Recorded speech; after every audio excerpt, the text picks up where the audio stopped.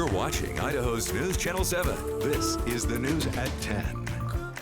And welcome to the News at 10. I'm Brian Holmes. Our top story tonight, the federal government is pulling $30 million in funding from a program that brings essential services and resources into rural Idaho schools.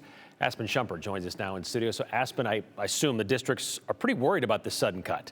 Yeah, Brian, very much so. If this 5-year federal grant ends 3 years early, families will lose access to resources that aren't easily available in rural communities, and 60 full-time positions that bring these services to families will disappear in just days.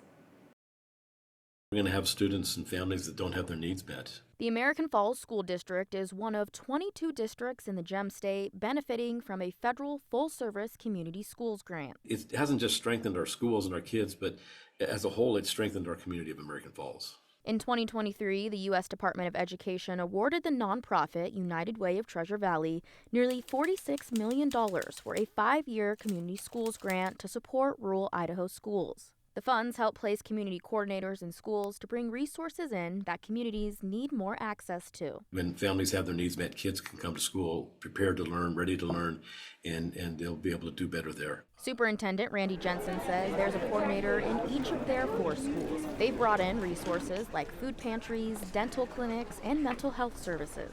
Those services that are really valuable to our community.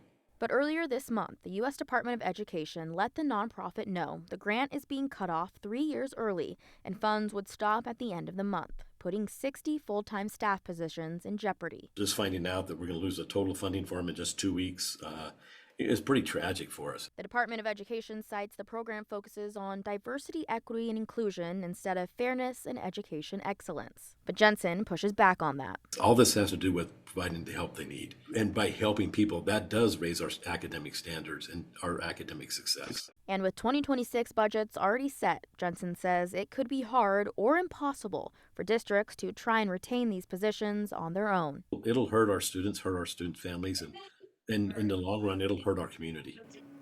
The United Way of Treasure Valley has filed an appeal. The federal government is expected to issue a response to that by the end of the year. Brian, with just a few days left, communities and these schools are pushing for Idaho's congressional leaders to intervene and hopefully stop this from going into effect. Have they tried to do that? Have you heard from any of them? Yeah, we reached out to all 4 of them today. Only heard from Senator Mike Crapo and Jim Rish's offices and learned that they actually sent a joint letter to the U.S. Department of Education wanting the department to reverse its decision, saying they support the program and the grantee has never utilized or planned to use their funds to advance DEI-related work.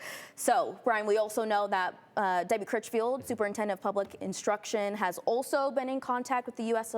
Department of Education as well as Governor Brad Little. Days left in the year, but we shall see if this gets reversed. We've seen these kind of cuts coming through before earlier in the year with buzzwords that they kind of hit on when it comes to this stuff. So we'll see if that has anything to do with this appeal or not. All right. Thank you very much, Aspen.